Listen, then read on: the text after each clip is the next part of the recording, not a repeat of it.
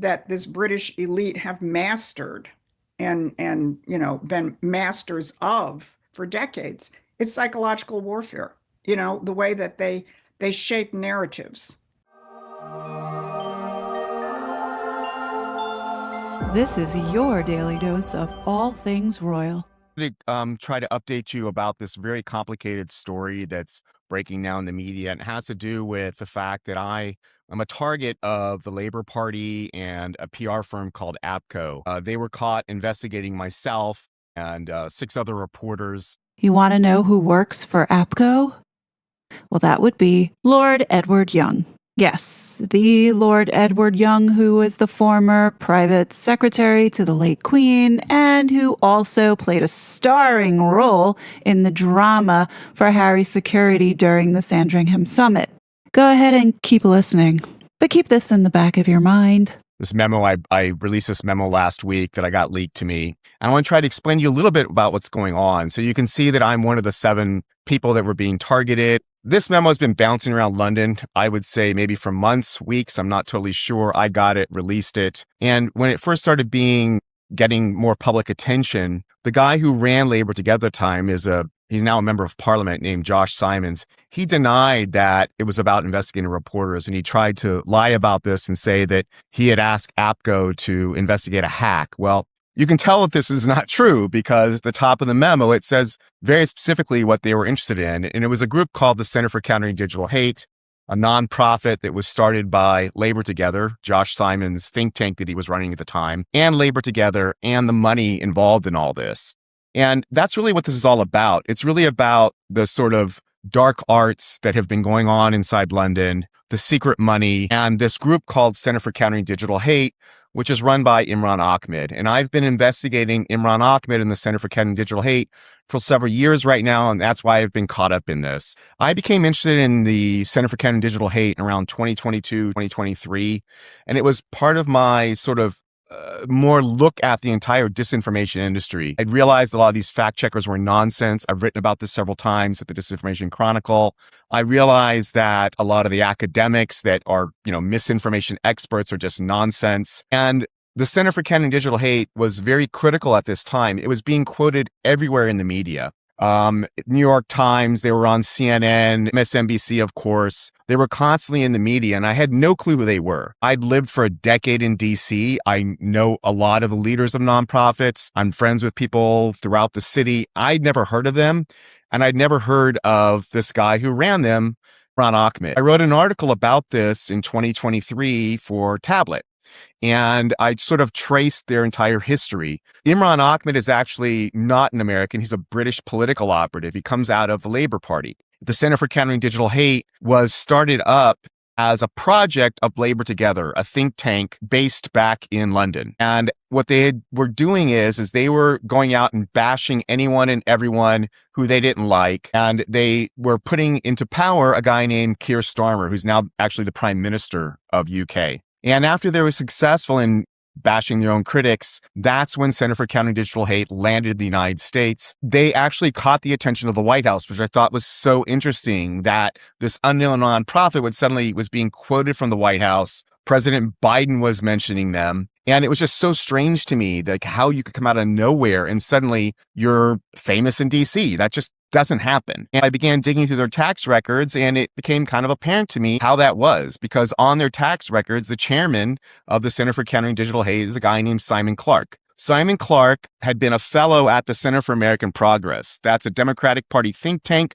that was set up by John Podesta, who was Bill Clinton's White House chief of staff. And the Center for American Progress actually helped to run Hillary Clinton's 2016 campaign against Trump. So you can see on there that Simon Clark is there. Another person who's there is a woman you see, Eileen Kashishian. She's actually an agent in Hollywood. And 2 of her clients are Mark Ruffalo, the actor, who's online constantly on Twitter campaigning for the Center for Countering Digital Hate. And her other client is a singer, Selena Gomez, who I was told from people inside Center for Countering Digital Hate donated secretly $100,000 to Imran Ahmed. I also uncovered the fact that, as in London, they were constantly trying to hide where their money was coming from. About 75% of their money in the first year that they landed in DC came through a donor-assisted fund called the Charles Schwab Charitable Fund. Sorry about that. What that allows is if you're wealthy, you can give money to Charles Schwab Charitable Fund, and then they will donate to whoever you want the donation to go to.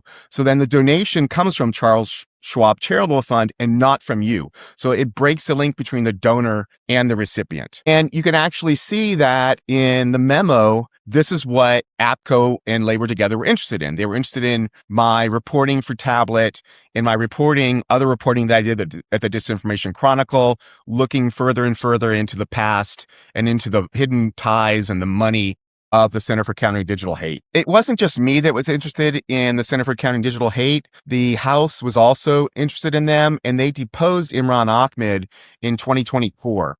And I want to give you some bits of what they found, or what Imran Ahmed admitted in his deposition. So he admitted under oath that actually he shared offices with Labor Together. And so they shared offices together. He also says in a separate example that he was very close friends with Josh Simons. He says, I've known Josh for many, many years and we're old friends. He also says that he's Morgan McSweeney, who also used to run Labor Together and then went on to put Keir Starmer in the Prime Minister's office. He's like, we're very, very close friends. So this whole group, Center for Countering Digital Hate and Labor Together, had been tied together forever. Dark money, working from the same offices. I didn't realize it at the time, but it became very clear in this deposition. At the same time that deposition was happening, I was in contact with a whistleblower inside the Center for Countering Digital Hate.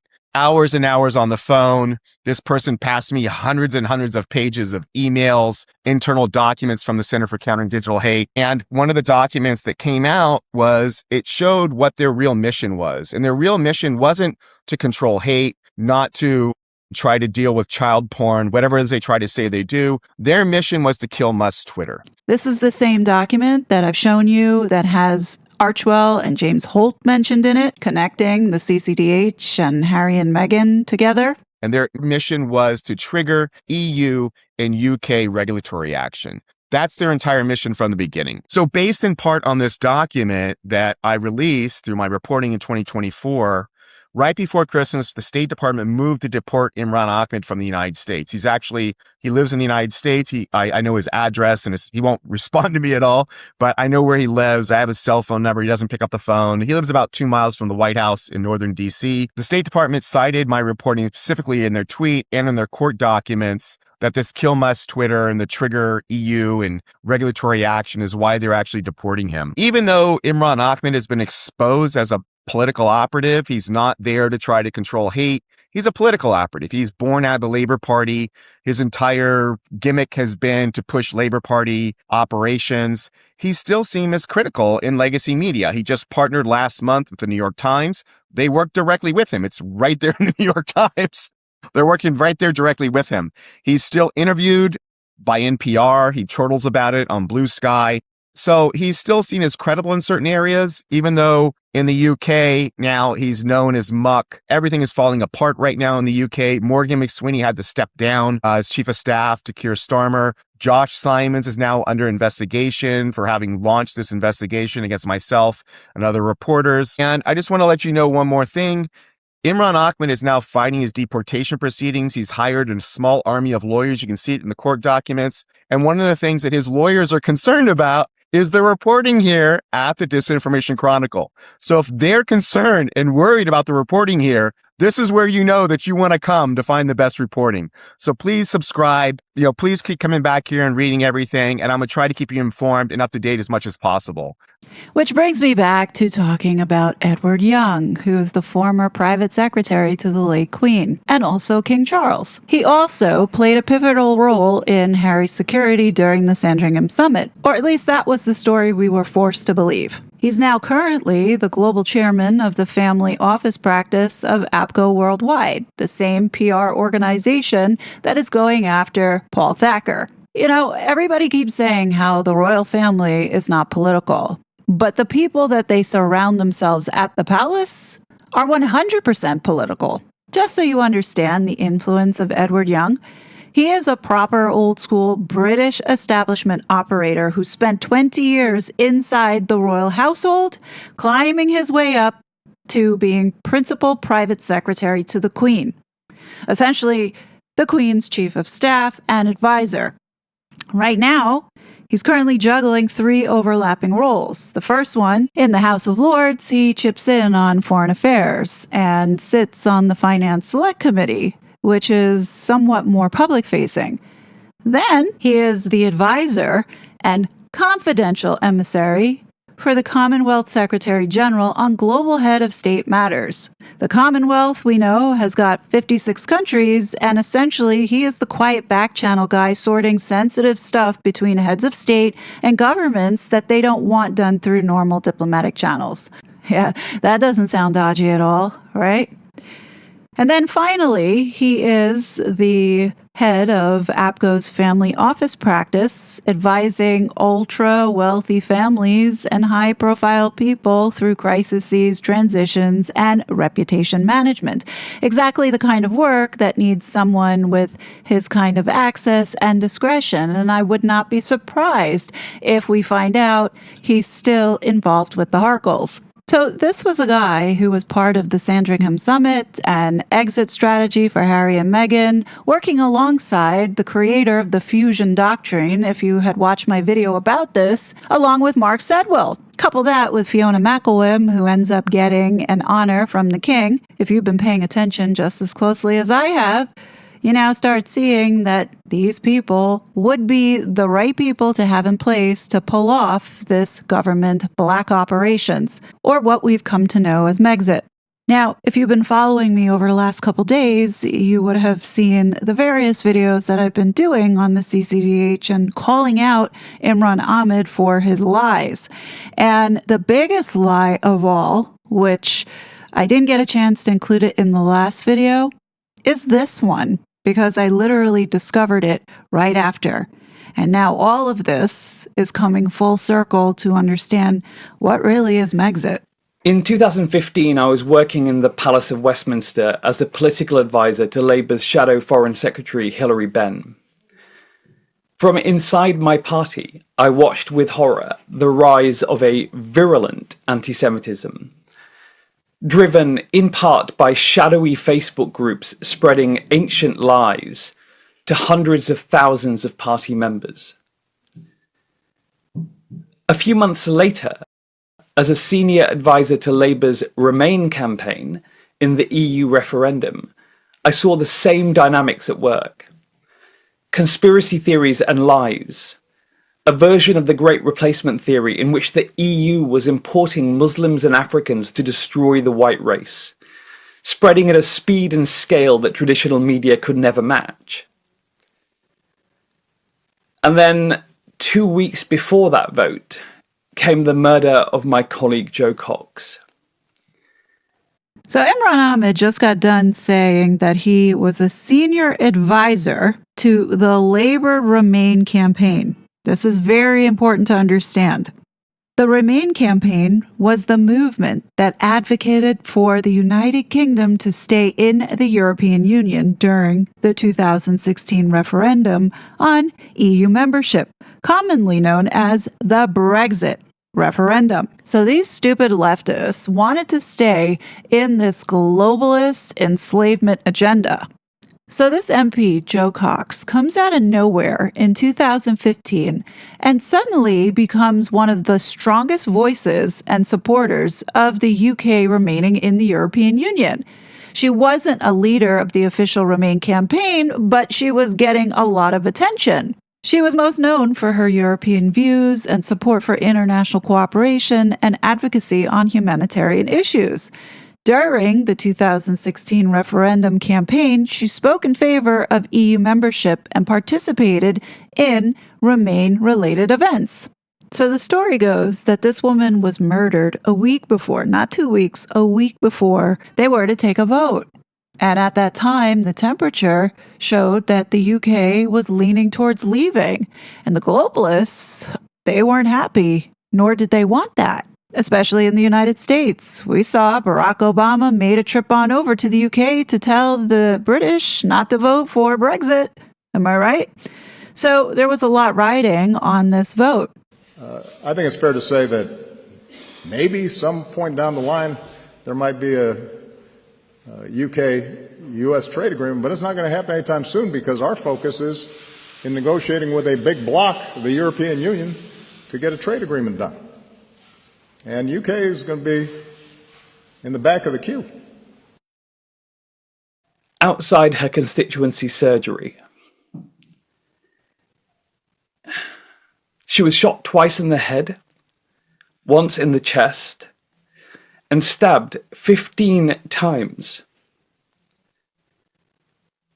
Her killer was a white supremacist who had fed on a steady diet of hate and lies online.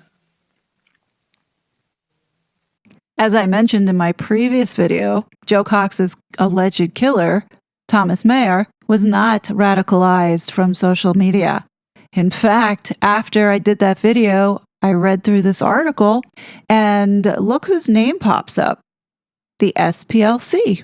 Highlighted here, it says, a packing slip subsequently obtained by the Southern Poverty Law Center, SPLC, a U.S. civil rights body, showed Mayer had bought a range of items from the organization. It goes on to say, other records the SPLC obtained show this was one of a series of purchases that Mayer had made from the National Alliance over a 4-year period.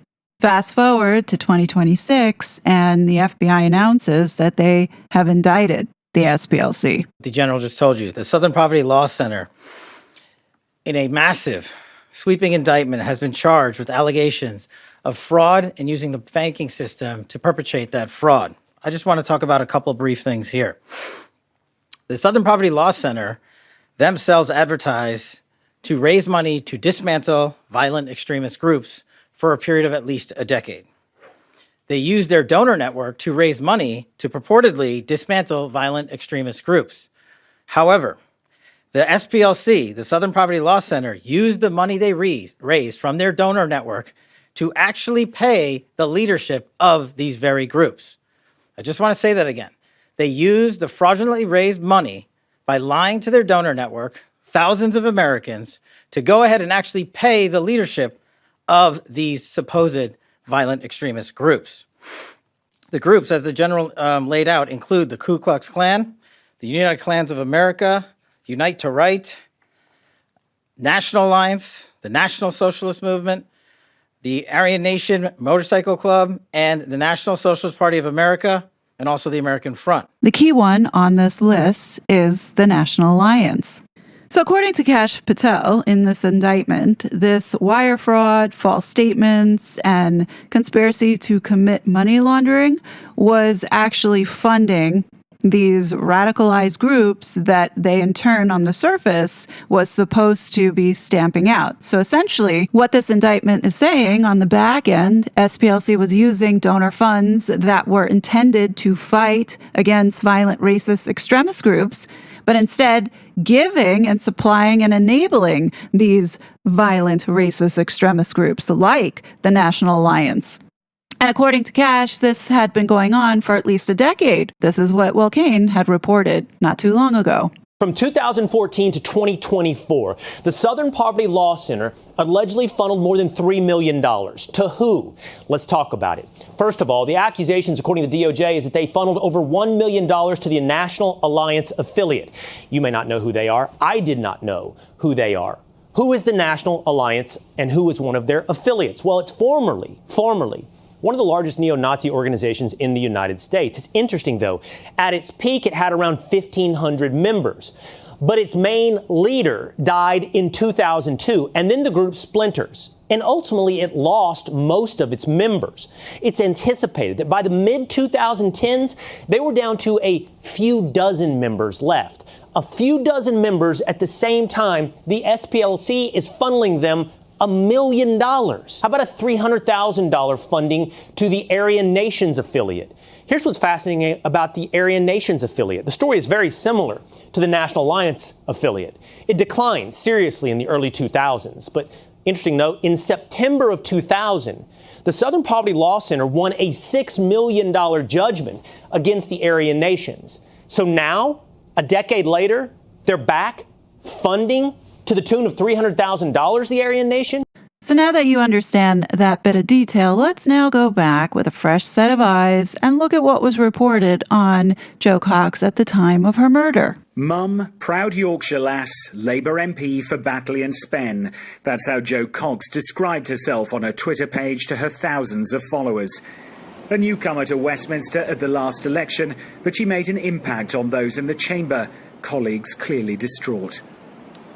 In London, she lived on a barge with her husband and 2 young children, commuting to Parliament down the Thames on their rib.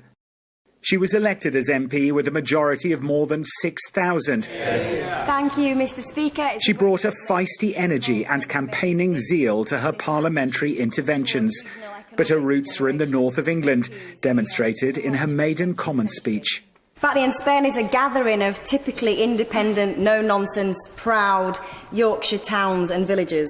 Our communities have been deeply enhanced by immigration, be it Irish Catholics across the constituency or Muslims from Indian Gujarat or Pakistan, principally from Kashmir. And whilst we celebrate our diversity, the thing that surprises me time and time again as I travel around the constituency is that we are far more united and have far more in common than that which divides us.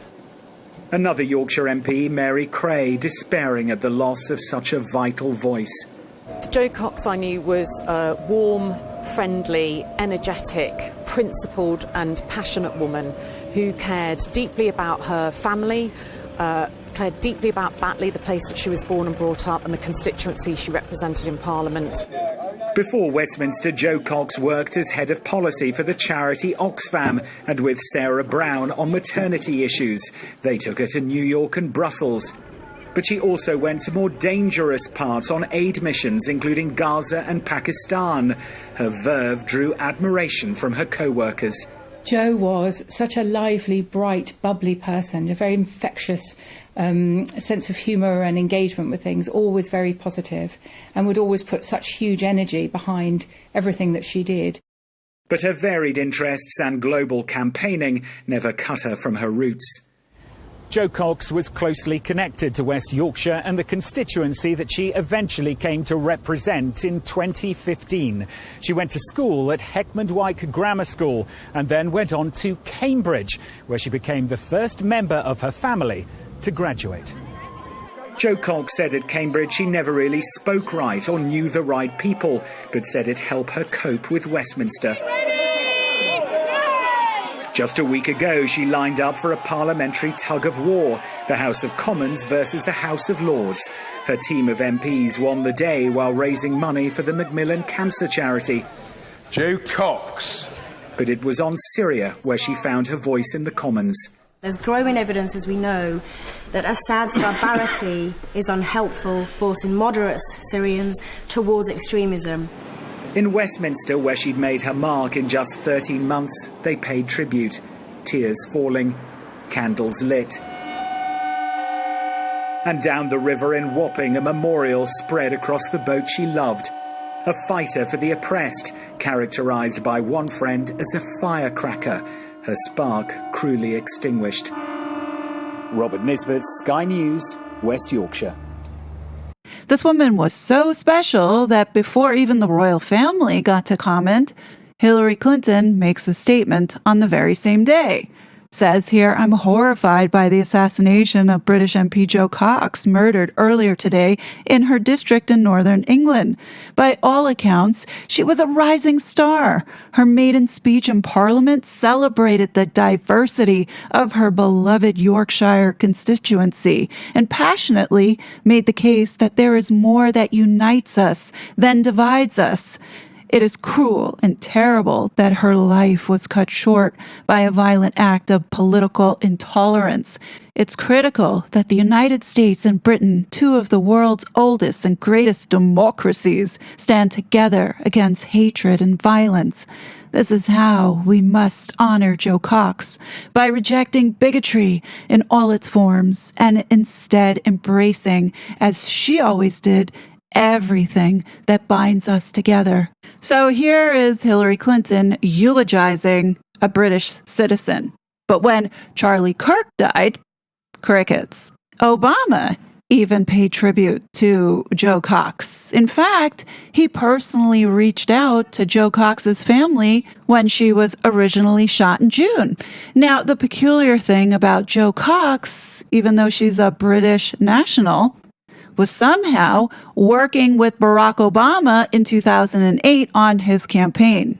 This was a little detail that was mentioned briefly in Sky News' reporting at the time of this murder. It never was brought up again. Now, what makes this story peculiar, beside The Guardian and the BBC being the first ones to report the play-by-play, minute-by-minute propaganda, it was the SPLC, which is an American nonprofit here in the United States focused on the United States, not the UK or any other global locations, was the first to report the background and history of Thomas Mehr and his associations with these far-right extremist groups by producing documents and records of this guy's history with the National Alliance. Now, in my opinion, this wouldn't be so suspicious if SPLC had waited a couple days to release this information of the records that they have obtained about Thomas Mehr.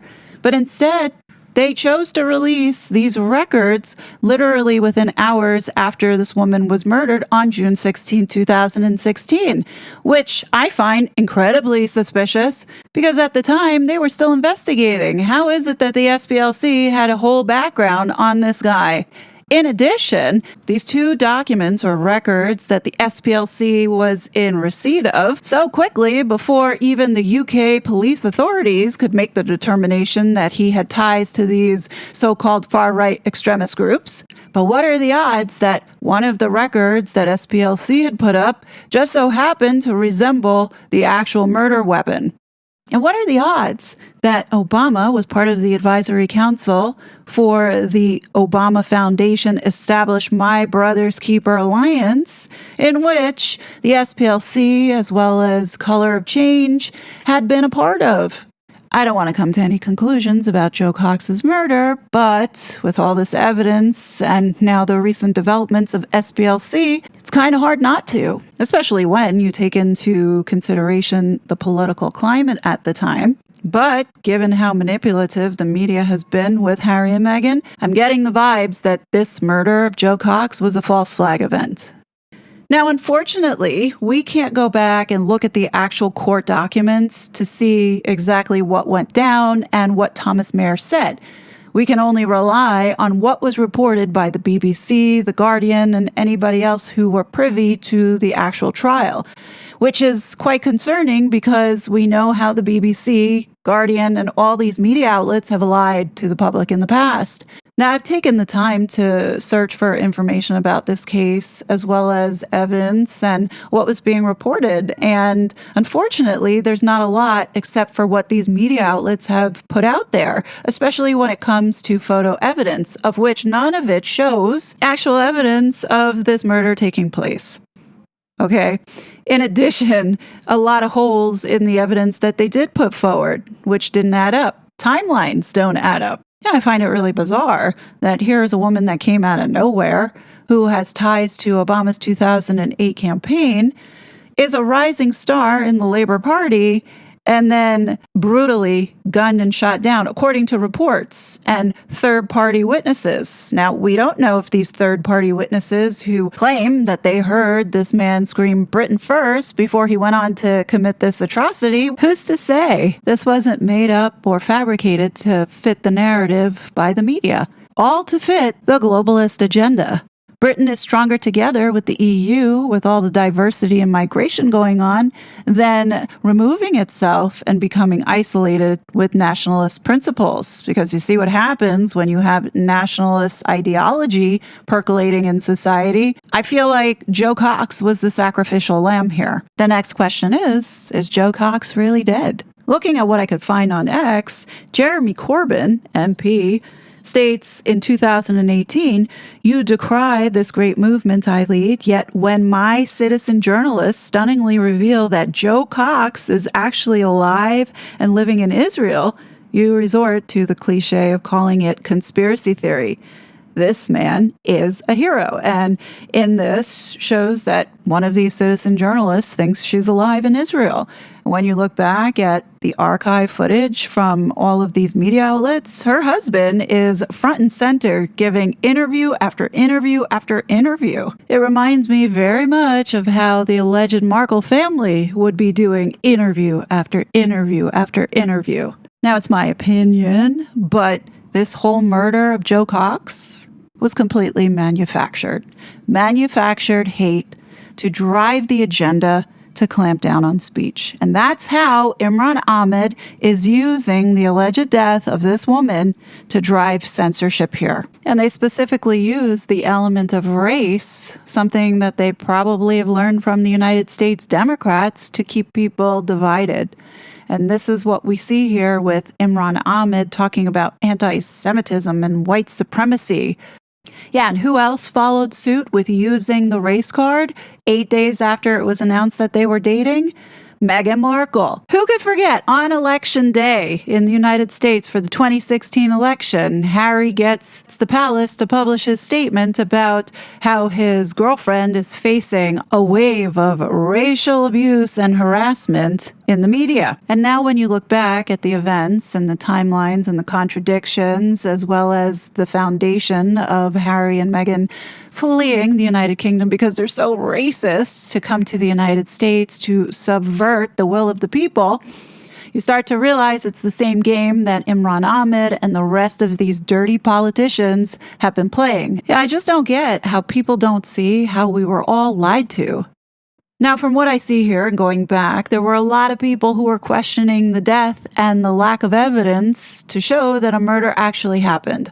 And the usual suspects who were driving the narrative around how white supremacy endangered democracy were involved with embellishing and lying to a certain extent about the hate and misinformation that was online. And suddenly now it all became about race. And this was the platform that Meghan Markle was latched onto to build her bullshit narrative. You know, when you look back, Obama was the reason for why America was so divided. And it really was Obama who began this two-tiered justice system.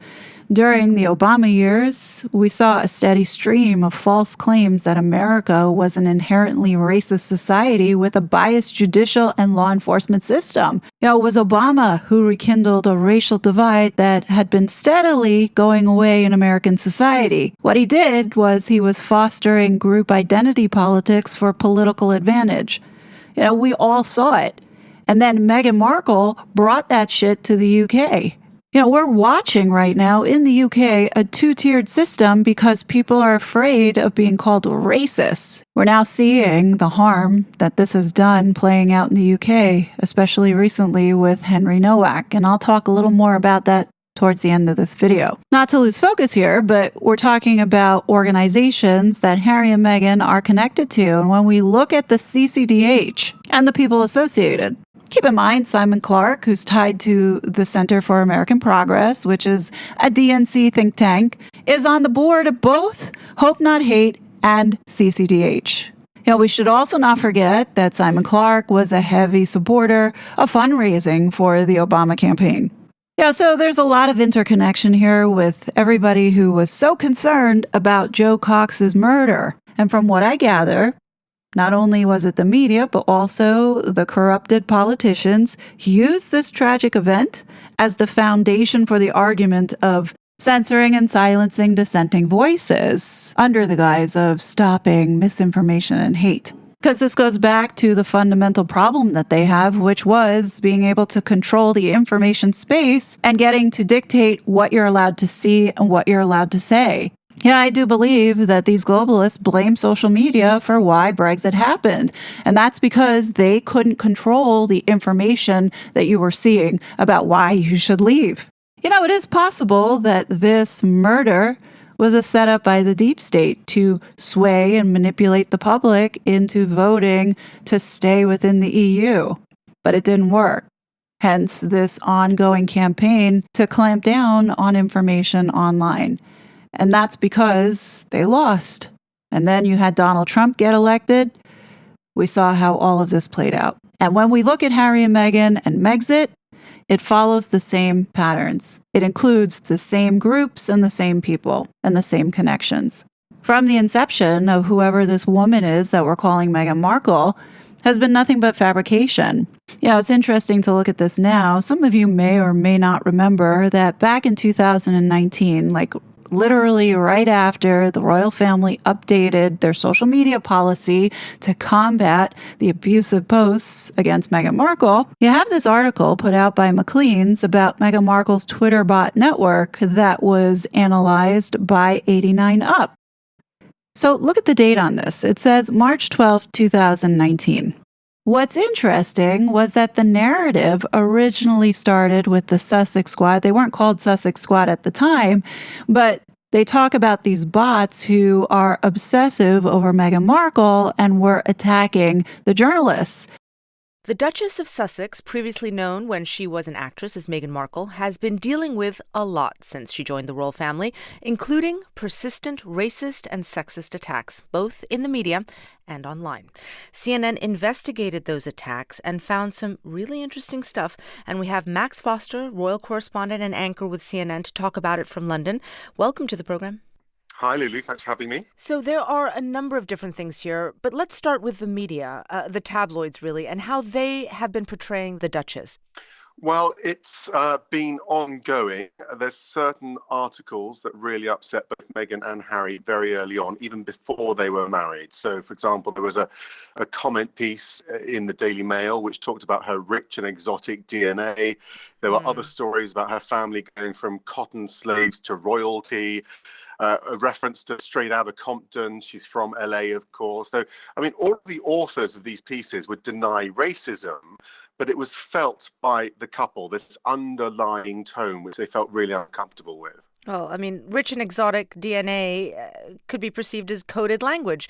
But those negative stories then get amplified online in ways that are not so coded. And what do you see there? What the trolls are doing is they're exploiting these types of negative stories and fitting Meghan into a narrative, which is that she's corrupting this institution, this white institution, fundamentally. So when you looked at some of these accounts, especially on Twitter, what did you see? What did you find? Well, what we found was that we took 5,000 tweets which contained anti-Meghan hashtags. We found that 20 accounts were driving 70% of the coverage. We don't know how many people were behind those accounts. We don't think they are bots because they all seem quite tailored, but they're causing a lot of damage. What has been the reaction from the palace and tech companies? Instagram has helped them with a tool which allows them to pre-block certain phrases, certain images. So they're working with social media companies, and I think they're quite uncomfortable with this because they didn't want to get involved in the moderation to the extent that they are. They knew there would be accusations that they're trying to just have positive comments, but I think it got to the point where they just had enough. Max, I have to point out the parallels to 2016 and what we've been seeing here in the United States. The hallmarks are the same. Is there any indication that these attacks are coordinated in some way? There's no evidence of that. No, we couldn't find that. We worked with a group called Hope Not Hate, and they do a lot of this type of work. They describe it as an echo chamber where you have like-minded people interacting with each other and sharing each other's work. Certain groups are using not just Meghan hashtags, but also some political hashtags as well. One of them was Brexit, that turned up quite a lot. Another one was MAGA, Make America Great Again. That turned up a lot. I will say that one thing at the forefront of palace minds right now is a case from the end of last year where there was an image that was circulated on social media showing Prince Harry calling for him to be shot because he was a race traitor for marrying Meghan Markle. Now, a BBC investigation suggested that at the centre of this case is a neo-Nazi group in the UK linked with a US neo-Nazi group. I mean, we can't go into too much detail. This is an ongoing investigation. But their fear certainly is that this type of trolling can create a permissive environment for someone to carry out a violent threat. And that's what they're most concerned about right now. And they don't want to give them any sort of platform. Max Foster is a royal correspondent and anchor with CNN. Thank you so much. In looking back on this, had we known what we know now, 2 immediate red flags should have called this into question. 1, Max Foster coming from CNN, and 2, him saying that they collaborated with Hope Not Hate. Same tactics as CCDH and SPLC. Hope Not Hate has Dan Wooten as a far-right influencer and essentially has put a target on his back. This is the same group that also has put a target on Tommy Robinson's back, but it seems like they are obsessed with continuing to attack him. 66 pages worth of articles written about Tommy Robinson and how hateful he is on Hope Not Hate. Now, I think what all of these fools thought would never happen was Elon Musk would buy Twitter, and by now they would have had the information space on lockdown. But that didn't happen, and now everything is coming to light, and now as we look back at these organizations and things are starting to get exposed, you start to notice little details, and it starts filling in those gaps. Like, take for instance, looking at the Hope Not Hate website, look at what it says right here. It says, site built by 89up. Yes, that was the same 89up that did the analysis on the Megbot. So naturally, you got to look at what 89up is, because are they a website builder or are they an analysis firm? So 89up is a UK company that is a campaign and communications consultancy, often known for its work in the technology and political sectors, including work with the pro Remain Best for Britain group, meaning remaining in the EU. Now, when you look at the services, a core focus is on creative and content, as well as digital marketing and influencers, with a specialty in digital mobilization and behavior change. Now, when I see behavior change, I run the other way. I don't want anybody associated with Harry and Meghan talking about behavior change, because that's exactly what they have been trying to do. They want to influence outcomes like our elections. But now when you make the connection that the Hope Not Hate website is built by 89up, you can draw the conclusion that Hope Not Hate is a client of 89up, which means they are advising and helping them put out these smear campaigns to shape public opinion. So when we look at this 89up analysis of those bots about Meghan Markle, it's likely Hope Not Hate paid for that, because CCDH wasn't officially up and running yet. When you look at who actually did the report, Josh Feldberg, it explains a lot. So this guy is no longer working for 89up. I was lucky to pull this from the archives where it says, Director of Social Media. Josh is an entrepreneur and digital strategist who this year exited Rentify, the startup he co-founded in his kitchen in London 7 years ago. He's also spent over a decade working with some of the world's leading brands, including HP, O2, and McDonald's, as well as for leading global politicians, foundations, and the British government. But this last line is the most interesting. Amongst other things, in his role as head of digital for 89up.org, he is working for the British government as an advisor to its inquiry into fake news. This is the same guy who felt intrigued about the online hate that Meghan Markle was getting, knowing full well that that also was a bullshit story, because likely Hope Not Hate hired this guy to put together this report. But when you go and you look at the work that this guy has done for the British government, it was for the committee who ended up getting the Online Safety Act passed. And who was the head or the chair at the time? Well, that was Damian Collins. You might say, well, who's Damian Collins? Well, Damian Collins sits on the board of CCDH. But also, more importantly, Damian Collins works now as a director with Christopher Steele at Orbis. Yes, that is the Christopher Steele who created the notorious Steele dossier that was used as the foundation for the Russia hoax. So you see the kind of people that we're dealing with. This is a network of political operatives who have been deliberately trying to subvert the United States of America. And when we see this narrative about how racist the UK is and all of this manufactured hate created by Meghan and the people that they were involved with, and the palace going along with it, because let's not, sugarcoat this. The palace knew they were helping Harry and Meghan. James Holt was a part of the palace. I mean, haven't you noticed that a lot of people that were involved in this saga in the early days, as well as these crises that Harry and Meghan unleashed onto the world, later were awarded for their service? Not necessarily tied to Harry and Meghan, but were awarded. You had Jason Knopf receiving an honor. Fiona McElwim received an honor. You had Ted Sarandos receiving an honor. Emma Geeds became an ambassador to the King's Trust. And the best promotion of all is Rihanna Mills being appointed as the King and Queen's new communications secretary.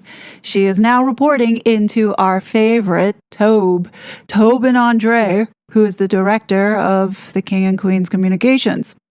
This is the same woman just when the palace announced their new social media policy in March of 2019, which aides were working with Facebook to censor people for the Duchess. This Rhiannon woman put together this special report of the fabricated narrative about these racist trolls attacking Meghan. And what we saw there was really the beginning of the targeted attack campaign for the online censorship. Now, at the same time that this was going on in the UK, major media outlet here in the United States, ABC, started to promote the Sussex Squad. And this began the onslaught of attacks and threats by this Antifa-linked online militia. Rhiannon did not talk about the hateful and racist things said about the other members of the family and the attacks Catherine faced, and now she's working for Charles? We've been fed a massive amount of lies, and innocent people were harmed because of all of it.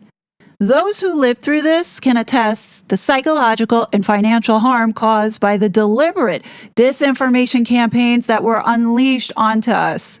And all of this was being done because all of these globalists, including King Charles and the royal family, wanted it done because they needed the control. When you look back, there were so many little signs there. I mean, you couldn't possibly have known because it was subtle, like this one. When Jo Cox became MP and gave her maiden speech, she is quoted as saying, "We are far more united and have far more in common with each other than that which divides us."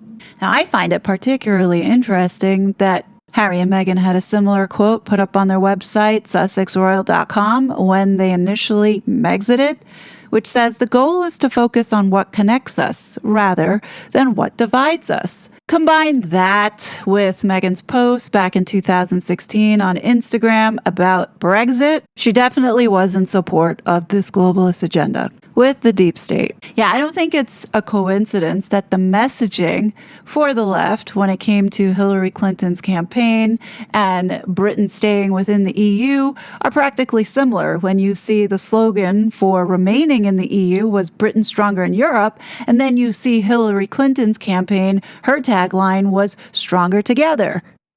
The more that I look into this and the people connected to this whole entire saga in the early days as well as throughout the dramas, you begin to see that this was indeed a government black operations and that the royal family played a part in it.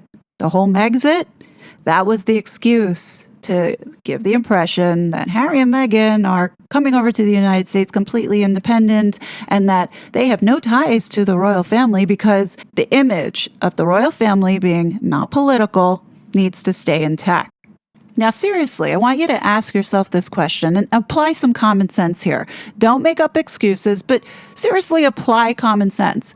The royal family has access to the top intelligence of the world. And we're not just talking about the Metropolitan Police and MI5 and MI6. They have access, well, the monarch has access to Five Eyes intelligence. You mean to tell me with all of the threats that were going on with the Sussex Squad online against the Wales' family, they couldn't do anything about stopping it? Could it be?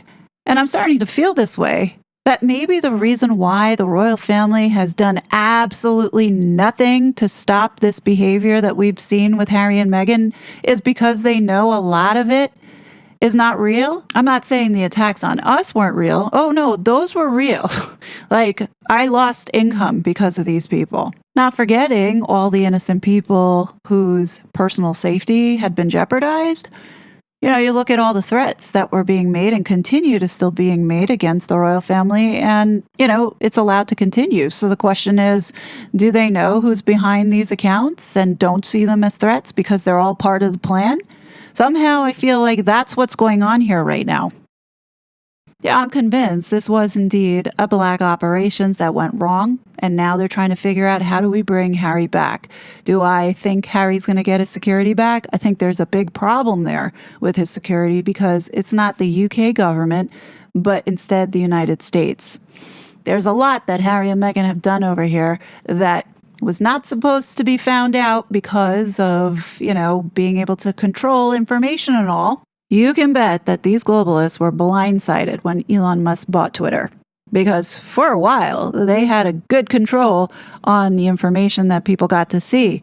Many people here in the United States didn't know all the trouble that Meghan Markle was causing in the UK because she had the lockdown on information. It's why she went after the YouTubers, because the few YouTubers that were speaking out were in the UK. And very few people got to see the things that they were saying. That's why a lot of this stuff now that's coming up, people don't know about, because a lot of this, you know, suppression was going on. And that's scary to know, because that's the world that they want. They want a world where at one point, Meghan Markle could have done no wrong. At least here in the United States, we saw how all the media was backing her, supporting her, believing her bullshit. And that was intentional because they were all directed to push the propaganda. The final thought that I have here is that Megxit, in my opinion, was a government black ops. 100% in my mind. That's what all of this was. There's no other explanation that has so much evidence behind it that could make the case that this indeed was a covert mission. Harry and Meghan coming over here to subvert the will of the American people, and that's exactly what they've been doing this whole time. Same way that Imran Ahmed is doing it. Same traits, same tactics, same people manipulating the public. And the royal family absolutely knew about it. This is, of course, all my opinion and what I believe based off of the facts that you all have seen and have at your fingertips, because it's all in the public domain. You are encouraged to come to your own conclusion. You know, at this point, I just can't believe any of the slop that we are being fed based off of all this other information that make more sense than what these propagandists keep feeding us.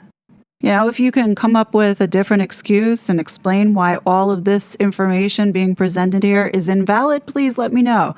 Now, the final thing that I'd like to say here is about what happened in the UK with Henry Nowak. And I put blame on Meghan Markle and Prince Harry, as well as Imran Ahmed and all of these other leftists. This weaponization of race all began with Joe Cox. 10 years worth of identity politics and weaponizing race in the UK has got society now where it's a two-tier system, where whites are treated very differently to black and brown people. And you have a police force who now is conditioned to, whenever they hear about racism, is to be treated more seriously than actually someone who is physically injured. You know, since Meghan and Harry see themselves as global leaders and that everybody needs to listen to them, part of the blame needs to fall on their shoulders because they were pushing the race card from the beginning, just like Imran Ahmed every single time he opens his mouth. All of us should be infuriated about what happened to that 18-year-old because society failed him. The leaders failed him. And more importantly, humanity failed him. They allowed this poison of Meghan Markle and the identity politics to infect society. From my standpoint, it's not new to see this undercurrent of racism and certainly unconscious bias. This has now been going on for about a decade. Of course, you're going to see police deteriorate because they're afraid of being called racist. And because the left is so violent, now people are afraid to speak up or to push back because we see what's going on now with the harms that's being caused to people who have different viewpoints, like Charlie Kirk. Ultimately, I see the real blame for Henry Nowak's death are these globalists. Society failed because these people have pushed an agenda, a very destructive agenda, that is allowing these countries to collapse intentionally. And don't think I'm not including the royal family in all of this. They do play a part in all of this and do hold responsibility for Henry Nowak's death. Now, are we going to see the royal family reach out to Henry Nowak's family? That's yet to be seen, but I'll tell you this much. It was reported when Joe Cox was killed, allegedly, that the Queen would write to the family personally. Now, who do you think issued that statement? That would be Edward Young. Now, do we think the royal family will make an effort? Yet to be seen, but I'm not going to hold my breath. Anyhow, I'm going to leave you on this note. What do you guys think? Definitely leave your thoughts below. As always, I will be back with more content. But until then, please be safe, and I'll talk to you later. Bye. It was such a fraud.